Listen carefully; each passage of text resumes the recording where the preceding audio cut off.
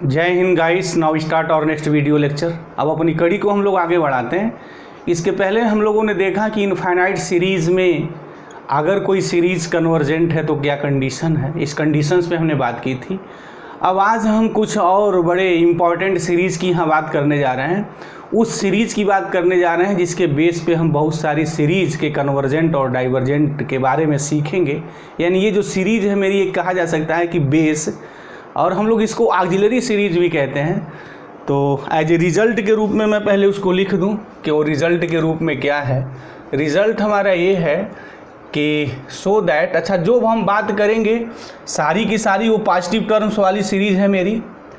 इसके पहले की वीडियो लेक्चर्स में हमने ये बात कही थी, लेकिन लिसनर हमेशा उस चीज़ को लिखते रहेंगे so that the positive series. अच्छा, पॉजिटिव सीरीज की मीनिंग ये है हमारी यहाँ, what is the meaning of the positive series, कि each terms of the series is positive, so that the positive series summation 1/np is convergent. ये convergent होगा if p greater than 1। Divergent होगा divergent if p less than r is equal to 1। ये बात है series की, ये बात है। मतलब ये हमारी कोई पॉजिटिव टर्म सीरीज है, ये समेशन 1/np, जिसको हम लोग ऑक्सिलरी सीरीज भी कहते हैं। ये कन्वर्जेंट होगी if p greater than 1, and divergent होगी this if p less than r is equal to 1। तो बारी बारी से हम लोग प्रूफ करेंगे। तो पहले केस हम लोग फर्स्ट ले रहे हैं। Now this is proof here. तो केस फर्स्ट क्या है कि when p greater than 1, p कोई भी नंबर है जो ग्रेटर देन 1 है, मतलब 1 से बड़ा है, तो हम ये प्रूफ करने जाएंगे कि ये जो सीरीज है, ये सीरीज p ग्रेटर देन 1 के लिए कन्वर्जेंट है। अच्छा, n क्या है पता है, this is the natural number, n is equal to 1 2 3 4 5 and that's 1, मतलब n vary from 1 to infinity. This is the common चीज बात हो गई। अब तो चलते हैं, केस ले लिया हमने कि p ग्रेटर देन 1। तो पहले समेशन 1/np, थोड़ा हम इसको खोल दें, क्योंकि जब इसको खोल दिया जाएगा तो बात थोड़ी आईने की तरह साफ हो जाएगी। समेशन 1/np क्या होगा, 1/1 raise to the power p, 2 raise to the power p, 3 raise to the power p, 4 raise to the power p, 6 7 8 and also this. अच्छा, सीरीज हमें कन्वर्जेंट प्रूफ करना है। तो कन्वर्जेंट की मीनिंग मेरी क्या है कि इसके पहले थोड़ा हम कुछ यहाँ रिजल्ट का यूज करने जाएंगे। तो उस रिजल्ट को मैं यहाँ लिख दूँ। जनरली स्कूल स्तर में चीज़ें सिखाई जाती हैं। अगर ये हमारे पास कोई सीरीज है जैसे 1 + r + r² + r³ + and that's 1, this is the geometric series. First term इसका 1 है और कॉमन जो रेशियो है वो r है। तो जो यस होगा, इसके infinite numbers of the terms के जो सम होंगे वो मेरे ये फार्मूले होते हैं, a/1 - r दिस। तो a की वैल्यू 1 है तो 1/1 - r, यस ये हो गया। अब ये सीरीज कन्वर्जेंट तब होती है जब mod of r less than 1 होता है। This is the result here. Meaning ये हो गई कि r की जो वैल्यू होनी चाहिए -1 और 1 के बीच में होनी चाहिए। मीनिंग ये हो गई कि r लेस देन 1। अगर r लेस देन 1 है तो this geometric series is the convergent.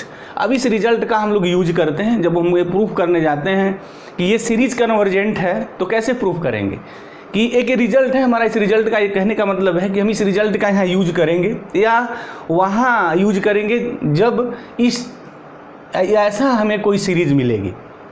कहने का मतलब है कि मेरी ये बेस सीरीज हो जाएगी कि अगर कोई सीरीज ऐसी आ गई और r वहाँ लेस देन 1 है तो चुटकी बजाते मैं बात कह दूंगा yes this series is convergent here. तो कुछ ऐसे ही हम रिजल्ट का यहाँ यूज करने वाले हैं। तो पहले देखते हैं कैसे इस चीज़ को हम लोग यूज करते हैं। पहले यूज लायक उस चीज़ को बना लें। इसको प्रूफ करने के लिए ना हम ग्रुपिंग करते हैं। ग्रुपिंग कैसे करते हैं वो देख लें। जैसे ये हो गया 1/1 raise to the power p, यहाँ आप ये ब्रैकेट बना लीजिए। सेकेंड ब्रैकेट में थर्ड तक लिखिए। उसके बाद थर्ड ब्रैकेट में 1/4p, 1/5p + 1/6 raise to the power p और ये 7, ये हो गया। उसके बाद 4 टर्म हो गया। अब यहाँ कैसे करना है, जैसे 4 और 4 ऐड कर दीजिए, उससे एक कम तो कितना हुआ, 4 ऐड करेंगे तो 8 आएगा। टेक्निक चीज़ बता रहे हैं, दिस इज़ अ टेक्निकल, और लिसनर इस चीज़ को ही ध्यान दें। अगर ये टेक्निक चीज़ उन्हें पता है तो फिर इसकी ग्रुपिंग कैसे होगी उसको बड़े ईजी वे में कर लेंगे, अदरवाइज वो चीज़ें टफ हो जाएंगी। जैसे हमने 4 से शुरू किया तो इसका 2 कर दीजिए, 2 टाइम्स मतलब 4 4 8, उससे एक कम कर दीजिए 7, मतलब कि 1/4p जब टर्म शुरू होगा तो 7 तक जाएगा। जैसे यहाँ है 2 2 4 हो गया और एक कम करेंगे 3, तो 3 तक लिखेंगे। अब जैसे नेक्स्ट टर्म हमें लिखना है तो अगर लिसनर इस ट्रिक को पकड़ लिया है तो अगला ग्रुपिंग बता सकता है, ग्रुपिंग क्या होगी। जैसे यहाँ 7 बंद हुआ तो 8 से शुरू करना है। अब ये कहाँ तक जाएगा, 8 2 जा 16 होगा, तो 16 से हमने कहा एक कम, जैसे 4 2 जा 8, 8 से एक कम 7 आ गया। अब 8 8 ऐड करिए या 2 टाइम्स करिए तो 16 हो गया, 16 से एक कम करेंगे 15, मतलब ये कि यहाँ जो हमारा टर्म्स आएगा हम 15 तक लिखेंगे। 9 raise to the power p, 10 raise to the power p, 11, यहाँ हो गया 12, यहाँ हो गया 13, यहाँ हो गया 14, यहाँ हो गया हमारा 15, ये हो गया दिस।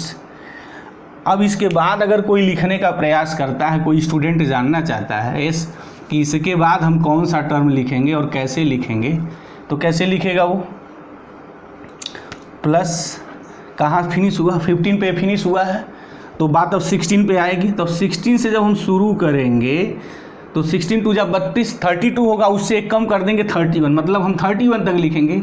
ये 17p 18p plus and 801, last term मैं लिख दूँ 1/, ऐसे चलते रहिए 31p s।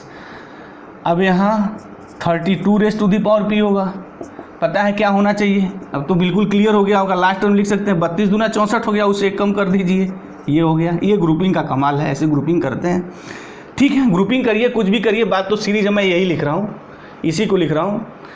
अच्छा, इस ऐसे ग्रुप करने से मुझे फ़ायदा क्या होगा, क्या हम निकालने जा रहे हैं, क्या कहने जा रहे हैं, अब वो मेन चीज़ मैं यहाँ शुरू करने जा रहा हूँ। देखा जाए ऐसे ग्रुपिंग करने का हमारा उद्देश्य क्या है, what is the target grouping such types of the terms.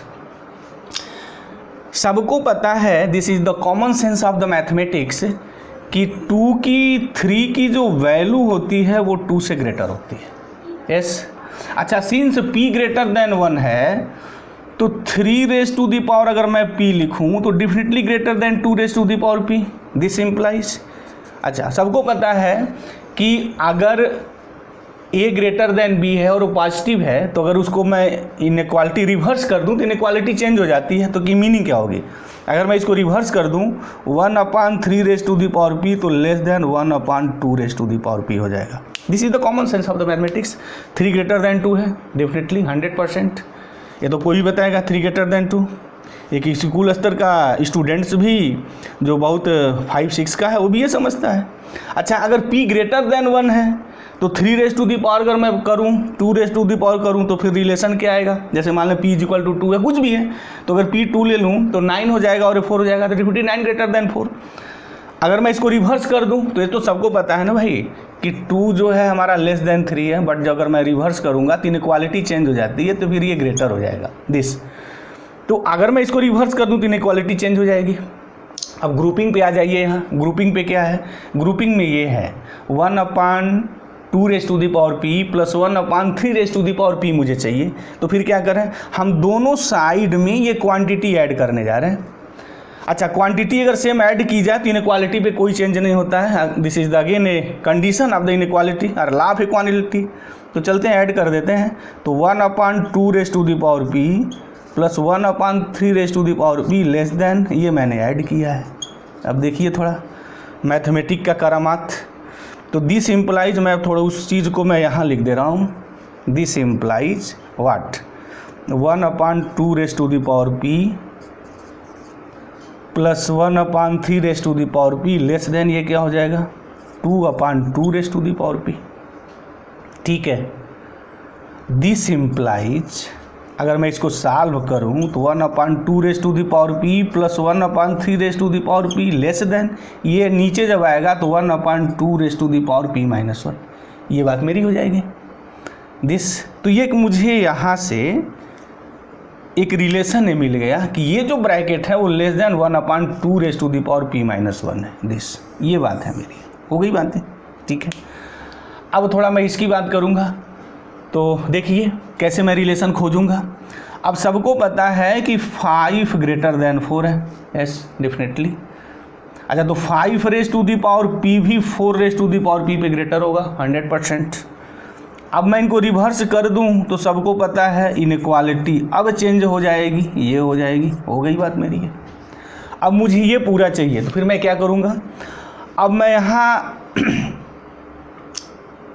अगर इस चीज़ को देखें, जैसे 5 ग्रेटर देन 4 है, same concept, using same concept, ये 6 ग्रेटर देन 4 है, तो डेफिनेटली मैं लिख सकता हूँ 1/6 raise to the power p, in the similar manner 1/4 raise to the power p, ये बात मेरी हो जाएगी। तो थोड़ा मैं इसी चीज़ को अब डायरेक्ट लिख दूँ, तो डायरेक्ट मीनिंग ये हो जाएगी कि 1/6 raise to the power p, we can write here 1/4 raise to the power p, हो गया। 7 वाला वही कंसेप्ट अप्लाई कर दीजिए, तो definitely 1/4 raise to the power p। अब इनको ऐड कर दीजिए, अगर ये इससे लेस है, ये इससे लेस है, ये इससे लेस है, तो इसको ऐड करेंगे तो वो क्वांटिटी जो भी आएगी less than sum of all this quantity.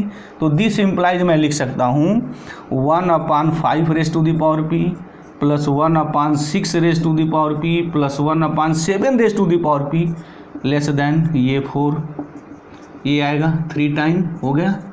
अच्छा, मुझे अब ये चाहिए, यहाँ 1/4 raise to the power p नहीं है यहाँ, तो फिर क्या करना पड़ेगा, इस क्वांटिटी को मैं दोनों साइड में ऐड कर दूँ, तो दिस इम्प्लाइज, अगर ऐड करेंगे तो फिर नज़ारे बदल जाएंगे।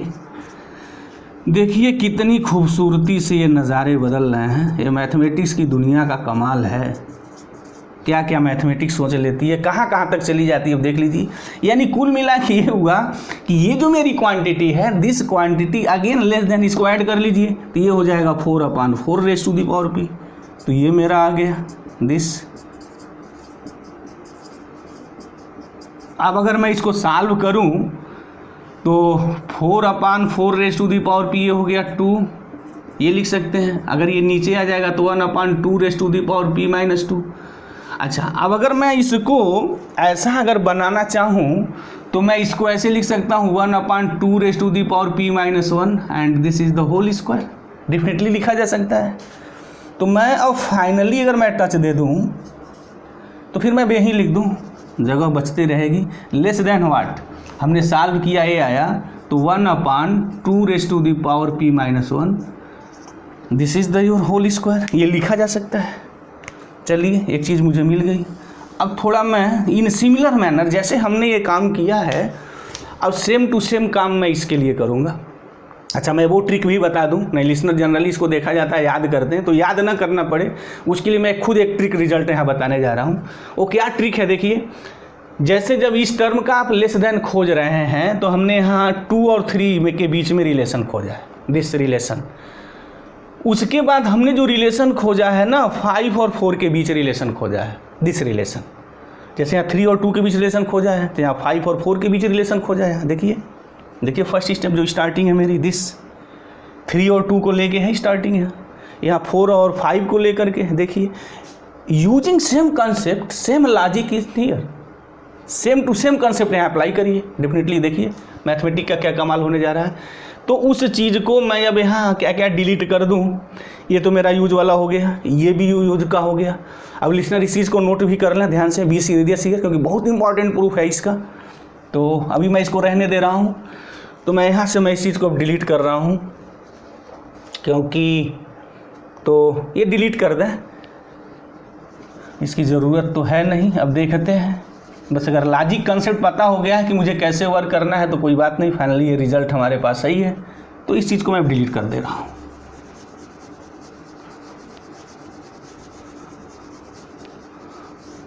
चलिए अब आ जाते हैं, इसकी भी बड़ी ज़रूरत नहीं, अब नो नीड, तो समझ में सारी आ गई होंगी।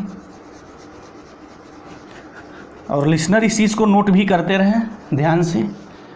अब चलते हैं, देखते हैं कैसे कंसेप्ट यूज़ करेंगे। अभी हमने क्या टेक्निक डेवलप की, इसको अगर लेना है तो मैंने ये लिया, इस ग्रुप को लेना है तो ये लिया, अब इस ग्रुप को लेंगे तो कैसे लेंगे, इनके बीच। तो 9 और 8 के बीच रिलेशन कैसा है, this is the common sense of the mathematics की 9 ग्रेटर देन 8। तो 9 raise to the power p greater than 8 raise to the power p, तो 1/9 raise to the power p less than 1/8 raise to the power p. चलिए अगर 9 ऐसा है तो फिर अब 8 के टर्म में ही लिखिए। अब 1/10 raise to the power p क्या होगा, less than 1/8 raise to the power p. 1 फिर यहाँ 11 raise to the power p less than, इसी फॉर्म में लिखिए, डिफरेंटली लिख सकते हैं यूजिंग सेम कॉन्सेप्ट। तो ये कितने टर्म्स हैं यहाँ से, 1 2 3 4 5 6 7। अगर मैं इन सबको ऐड कर दूँ ऐसे लास्ट में आ जाइए, लास्ट में ये लिख दे रहा हूँ, तो क्या लिखेंगे 1/15 raise to the power p, ये लिखा जाएगा। अब इन सबको ऐड कर दीजिए इन सिमिलर मैनर जैसे अभी हमने किया। तो ऐड करेंगे तो क्या आएगा, 1/9 raise to the power p, 1/10 raise to the power p, ये अब लिखेंगे नहीं, लास्ट में मैं ये लिख दूँ लेस देन व्हाट, कितने टाइम्स आएगा यहाँ से लेके यहाँ तक, अभी हमने कहा 7, तो क्या हो जाएगा 7 रेज टू दी पावर, ये हो जाएगा। अच्छा मुझे 1/8 raise to the power p चाहिए, तो यहाँ तो नहीं है, तो फिर मैथमेटिक्स क्या कहेगी कि इनको दोनों साइड में ऐड कर दीजिए। तो ऐड करने पर भी इनक्वालिटी चेंज तो नहीं होती है, वही रहती है। अच्छा अब मैं अगर इसको और इसको सॉल्व करूं तो फिर क्या आएगा, देख लीजिए, सॉल्व करके बता दे रहे हैं। इनकी भी मैं बखिया उधेड़ दे रहा हूँ, प्रॉब्लम नहीं है। ये क्या वैल्यू आएगी, देखिए कैसे इसको लिखेंगे। ये हो गया 7/8 raise to the power p plus 1/8 raise to the power p को मैं लिख सकता हूँ दिस, और इसको लिख सकता हूँ ये लिख सकता हूँ, और इसको मैं लिख सकता हूँ दिस, और फाइनली मैं लिख सकता हूँ, ओहो क्या कमाल की चीज़ आ गई, देखिए 1/2 raise to the power p minus 1 raise to the power 3। तो ये जो कुछ हो रहा है अगर मैं इनका फाइनली टच दे दूं तो ये जो वैल्यू जो मेरी निकल के आएगी क्या आएगी, लेस देन मैं लिख सकता हूँ 1/3 दिस, ये वैल्यू लिखी जा सकती है। अच्छा अब स्टूडेंट बिल्कुल क्लियर हो गया होगा। अब वो बाय सिमिलर मैनर वो देख के बता सकता है कि ये जो ग्रुप है, ये जो मेरा टर्म्स है उसकी वैल्यू क्या होगी। मुझे उम्मीद है कि ये बिल्कुल क्लियर हो गया होगा। बाकी जो उसके बाद टर्म्स आएंगे होंगे वो भी क्लियर हो जाएगा, मैं क्या लिखूंगा तो वही आएगा 1/2 p raise to the power minus 1, यहाँ जो 3 था वहाँ पावर 4 हो जाएगा। अब मैं क्या करूँगा, इन सबको मैं ऐड कर दूँगा। पहला ये हो गया, उसके बाद नेक्स्ट हमारा ये हुआ, ऐसे आया। अब ऐड कर दीजिए, एडिंग ऑल दीज इनइक्वालिटीज़, अगर इन सबको मैं ऐड कर दूँ तो फिर क्या मिलेगा, हमें ये पूरा मिल जाएगा। सबको ऐड कर दीजिए, सबको ऐड कर दे रहे हैं।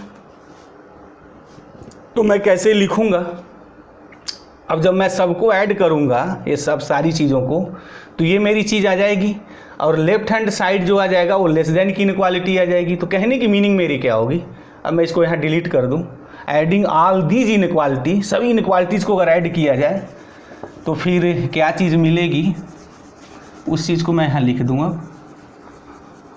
अब हम लोग क्लाइमेक्स की ओर आ गए हैं, धीरे धीरे मूवमेंट हो गया है।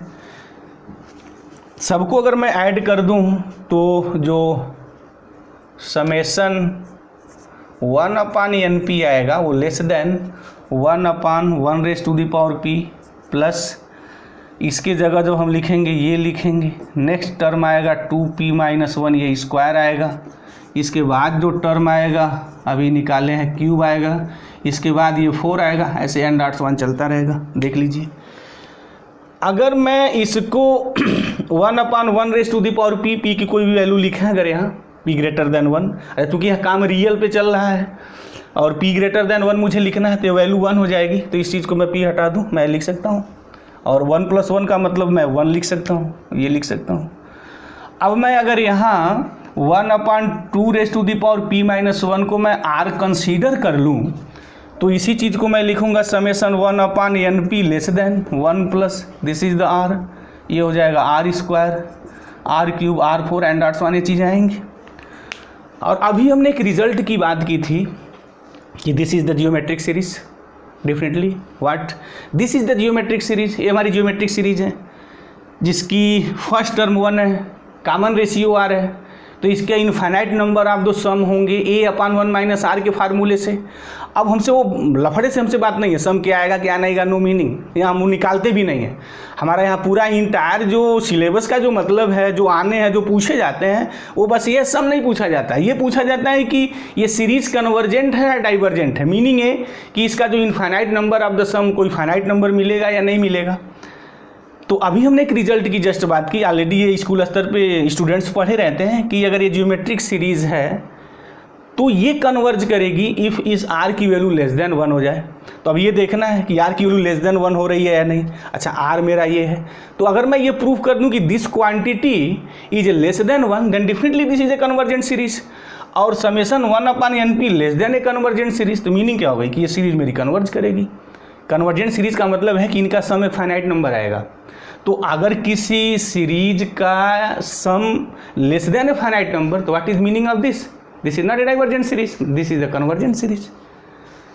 तो अब मुझे ये प्रूफ करना है कि 1/2 p⁻⁻1 r जो है इसकी वैल्यू लेस देन 1 है।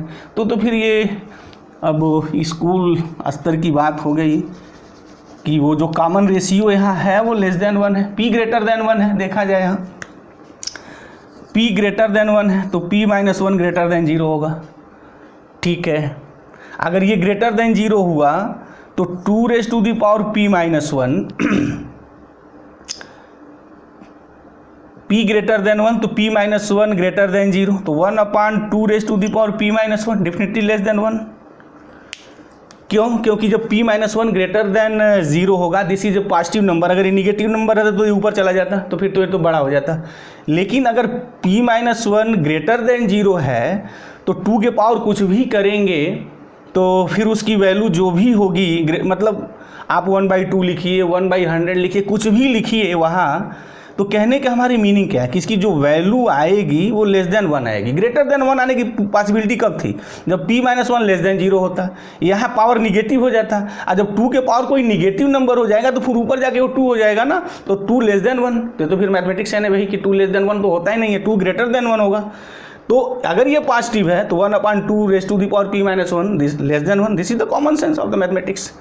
तो मीनिंग क्या हो गई मेरी कि this is the geometric series and this is the convergent, और summation 1/np less than a finite number, इसकी मीनिंग क्या हो गई?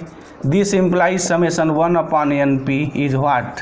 इज कन्वर्जेंट, कि ये जो मेरी सीरीज है this is the convergent series. तो हमने पहले केस की बात प्रूव की, अगर p ग्रेटर देन 1 है तो ये सीरीज कन्वर्जेंट है। इसके बाद हम लोग प्रूफ करेंगे कि अगर p लेस देन 1 है और p = 1 है तो वो सीरीज मेरी जो है डाइवर्जेंट होगी। तो वो आसान है प्रूव करने में, क्योंकि जो हमारा मेन वर्क था वो p ग्रेटर देन 1 के लिए सीरीज कन्वर्जेंट है। कैसे कन्वर्जेंट है इस बात को हम लोगों ने यहाँ प्रूव किया। तो मुझे उम्मीद है कि जो लिसनर इस वीडियो लेक्चर्स को सीरियसली वॉच कर रहे होंगे उनके लिए कोई प्रॉब्लम नहीं रही होगी, क्योंकि हमने एक एक स्टेप को यहाँ क्लियर किया कि कैसे उस चीज़ को हम लोग प्रूव करते हैं, कैसे दिखाते हैं कि summation 1/np is a convergent series when p greater than 1। अब इसके आगे की वीडियो लेक्चर्स में हम लोग जो 2 केसेस बचे हैं वो प्रूफ करेंगे। उसके बाद हम लोग टेस्ट की दुनिया में आ जाएंगे, कौन कौन से टेस्ट हैं, कैसे प्रूफ करेंगे कि ये सीरीज़ कन्वर्जेंट है और कन्वर्जेंट नहीं है। तो मुझे उम्मीद है कि किसी स्टूडेंट को कोई प्रॉब्लम नहीं होगी। अगर कोई प्रॉब्लम है तो डेफिनेटली आप कमेंट बॉक्स में जाइए, कमेंट करिए, हम उसका बिल्कुल जवाब देंगे। अगर कोई टॉपिक्स या कोई पॉइंट नहीं समझ में आया है तो अगेन जो मैं नेक्स्ट वीडियो लेक्चर्स बनाऊंगा तो उस टॉपिक्स को मैं क्लियर करके ही आगे बढ़ूंगा। तो thank you very much guys, जय हिंद।